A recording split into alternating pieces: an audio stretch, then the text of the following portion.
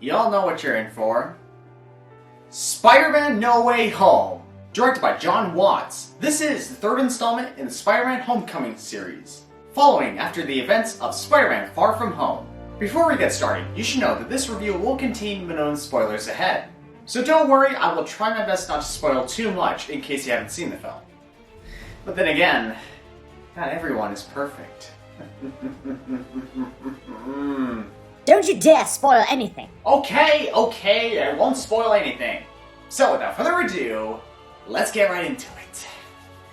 Where do I start? Alright, of course, Peter Parker, played by Tom Holland. He was pretty fantastic in this film. He was funny, relatable, and you would sympathize with this character knowing that his whole life is turned upside down since Mysterio revealed to the world who Spider-Man really is. You would just feel sorry for this character and hope that things will get better for him and for the others. And speaking of others, the other characters were good, especially MJ, played by Zendaya. Her chemistry with Peter was so genuine and romantic. I love them! Oh, look at this. This is a good one. Some suggest that Parker's powers include the male spider's ability to hypnotize females. Stop, come on. Yes, my spider lord. Oh, and as for Ned, yeah, he's still awesome. So, how did you know you were made of magic? Because my Nana says that we have it in our family, and sometimes I get these tinglings in my hands. You should talk to your physician.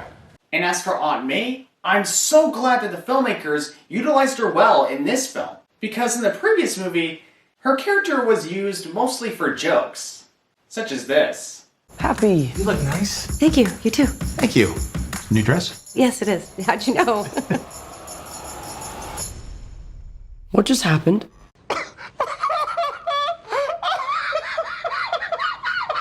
Is that supposed to be funny? Oh, and of course, Doctor Strange. My man, you're still awesome. Oh, and well, I did promise not to spoil anything, but let's just say two certain characters appeared in this film, and all I can do is this. Yeah!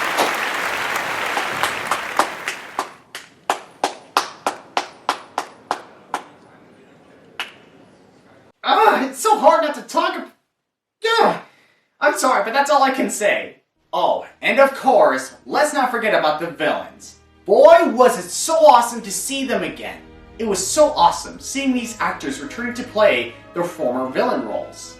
The filmmakers did well paying respect to these characters and paying homage to the previous Spider-Man movies. And what I liked about the villains in this movie is that they weren't just there just so Peter can fight them. No, these are villains that have their own personalities, reasonings, and motivations.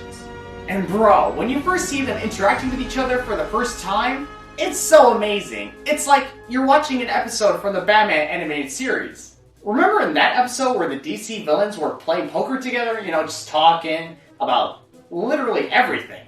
It's something like that in this film, but really good. It's really good. You know what, I was excited knowing Amy for years, man, and knowing what she's done with this franchise, and she was explaining to me it was gonna be hot, and I didn't have to be blue and things like that as far as my character was concerned, so you're gonna be a little more hip and whatever like that, and I get a chance to hang out with these... What are you looking at? You told me! These incredible thespians. And as for the action, my god, the action was so well done. It was intense, exhilarating, and much more impactful than the previous films had. And what I meant by impactful is that whenever Peter gets hurt, you would feel the pain and the frustration of Peter trying to figure out how he's going to defeat these villains. Not to mention, in the previous movies, there weren't so many memorable action scenes. I mean, you would remember one thing or two, but in this film, you would remember the battle on the bridge, the fight with Doctor Strange, and... I'm not gonna spoil it. I'm not gonna spoil anything, but let's just say, the Statue of Liberty battle... Now let's take a look at the story. The story was surprisingly good. The filmmakers did well showcasing us what would happen if the whole world knew who Spider-Man was. You would feel anxious, nervous, and concerned for our characters. And once we get to the whole multiversal villains row gallery, they did well balancing out these villains and showing enough runtime for each of these villains. And once we get to an emotional stuff, where Peter struggles and finds himself lost, it hits you harder than you expected. And on top of that, I liked how the story explores the idea of what it means to be Spider-Man. In the previous movies, most of the people in those films called him Spider-Boy, the next Iron Man, Spider-Monkey. But in here, it's about a young man discovering what it means to be Spider-Man. A boy who is fighting the darkness within him to reach the light. And Tom Holland killed it with his performance as Peter Parker. Man, it was so deep and gut-wrenching. Now let's talk about the cons. Well, the only issue I can think of is the editing. Like, for instance, the introduction of Green Goblin. Spoilers, it's just a little bit spoilers, that's all.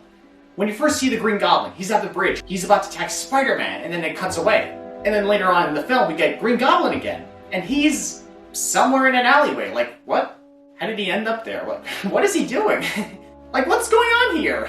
Yeah, the editing just felt weird in this film. Like maybe they should have improved on it a bit more. Oh, and there was this quick montage of Peter, dealing with the controversy of Mysterio and people asking whether he did it or not.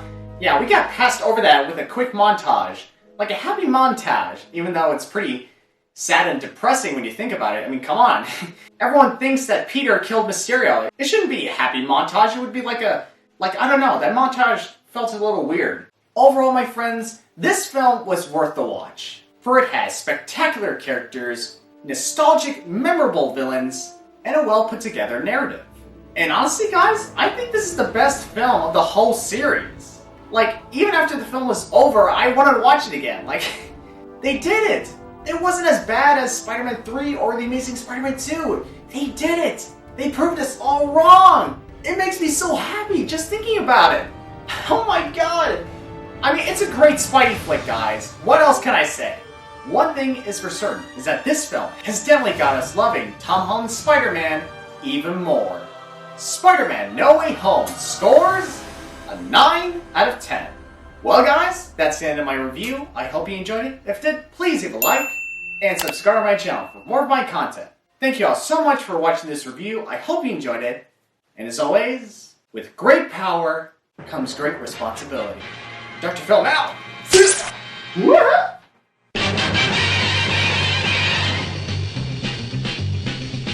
Spider-Man, Spider-Man, does whatever a spider can. Spins a web any size, catches thieves just like flies. Look out, here comes the Spider-Man.